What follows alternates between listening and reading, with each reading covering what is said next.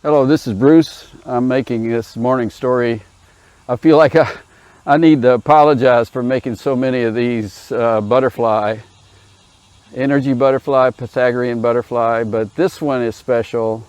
I realized that in order to make it align well with the actual mathematics later that we will go into, I needed to do this one more time. So that's what I've done, and I'll show you the setup I've got here.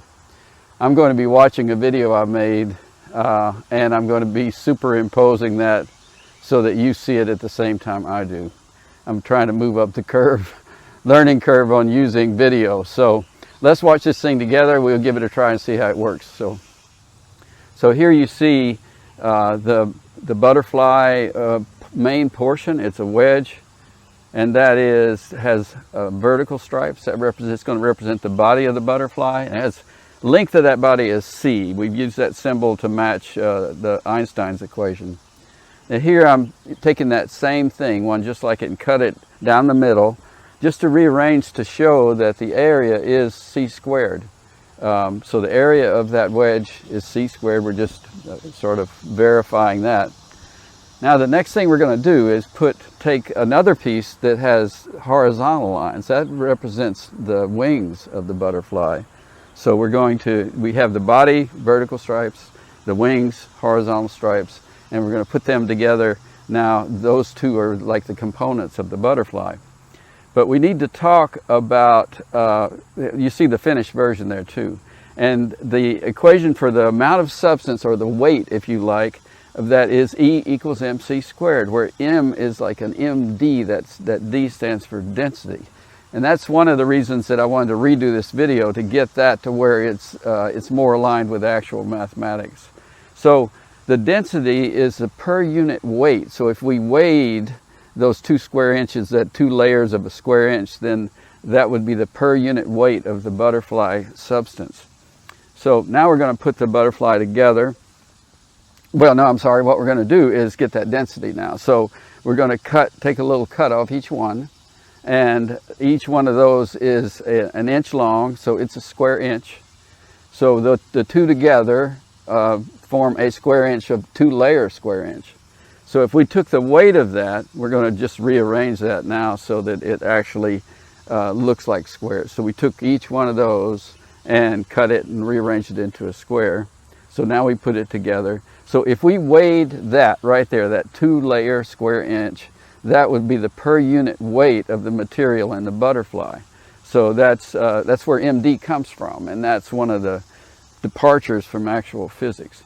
So now, as a summary, we've got the butterfly parts, the vertical body and the horizontal wings, and we've figured out the density. So we'll just kind of let that density go on the side.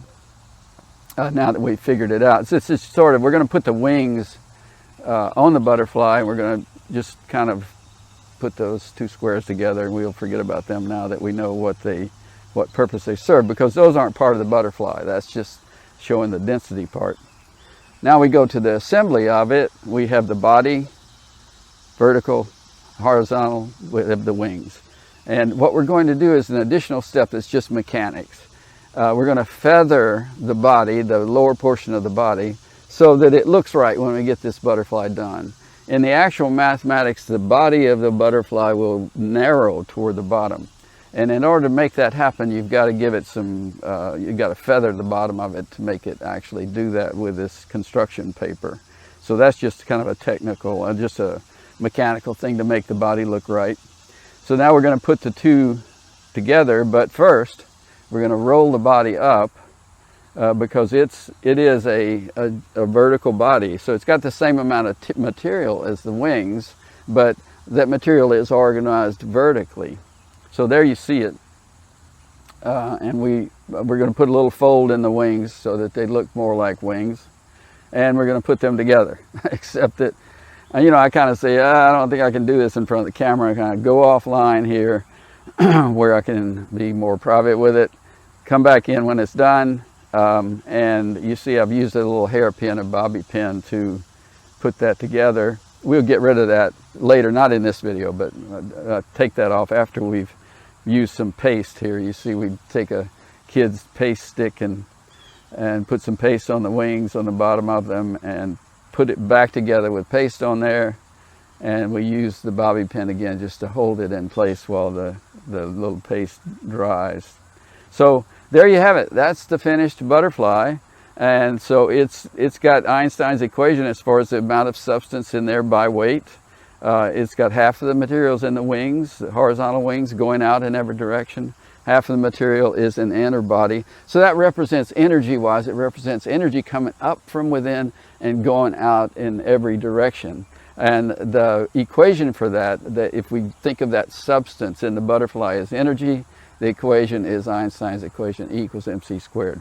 And that's more than just a coincidence too. The math makes it really a counterpart to Einstein's equations.